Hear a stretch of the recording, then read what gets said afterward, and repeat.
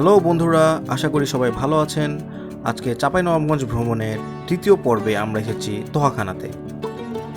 এটিও সোনা মসজিদ এবং দারাসবাড়ির মতোই চাঁপাই নবাবগঞ্জের শিবগঞ্জ উপজেলার শাহবাজপুরে অবস্থিত। এই তহাখানা নির্মাণ করেছিলেন মুঘল সম্রাট শাহজাহানের নাতি শাহ সুজা। 1660 সালের এই স্থাপত্যকলায় রয়েছে মূলত 3টি বিল্ডিং।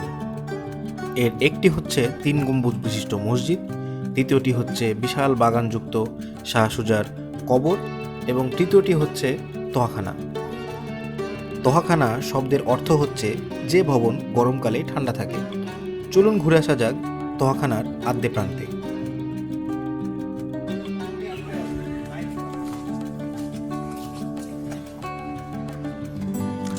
এটা হচ্ছে তহাখানা, সোনা মসজিদের কাছে।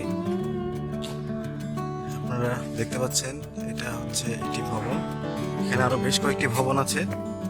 আমি যদি আরেকটু উপরে উঠি তাহলে দেখবেন যে এখানে 2টি মসজিদ আছে, এটি একটি এবং এটি একটি। 2টি টেরাকোটা দিয়ে বানানো। আমরা আপনাদেরকে নিয়ে যাব সেই মসজিদগুলো দেখতে। আমরা আছি তোহাখানার আন্ডারগ্রাউন্ডে। আমাদের আকাশ মজুমদার সাহেব বাইরে আছেন, আপনারা হয়তো তাকে দেখতে পাচ্ছেন।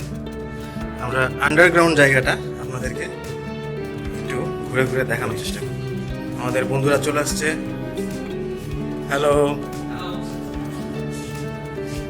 এই জায়গাটা বেশ বড় একটা জায়গা এবং অস্বাভাবিক রকম ঠান্ডা এখানে। মেঝেটা বেশ স্যাঁতসেঁতে। আমরা এইখান দিয়ে এসেছি।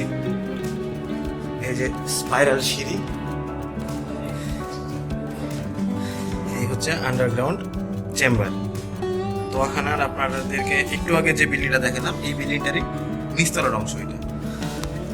এটা সেই আন্ডারগ্রাউন্ড চেম্বারের বাইরের অংশ।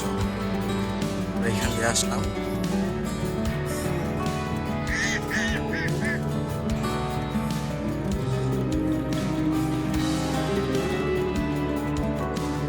নির্মাণের 400 বছর পরেও এই ভবনগুলো যে এত সুন্দর অবস্থায় আছে তার জন্য বাংলাদেশের প্রত্নতত্ত্ব বিভাগকে অন্তত একটা ধন্যবাদ দিতেই হয়। আপনারা যারা এর মধ্যে এই জায়গায় এসেছেন তারা জানেন যে এই জায়গাটা আসলে কত সুন্দর, এবং যারা এখনও আসতে চান তাদের জন্য রইল অনেক অনেক শুভেচ্ছা। আমি মোহাম্মদ ইমরুল কায়েস আজ বিদায় নিচ্ছি বন্ধুরা। দেখা হবে আবার পরের ভিডিওতে। ভালো লাগলে অবশ্যই চ্যানেলটি সাবস্ক্রাইব করবেন এবং ভিডিওটি আপনার প্রিয়জনদের মধ্যে শেয়ার করবেন।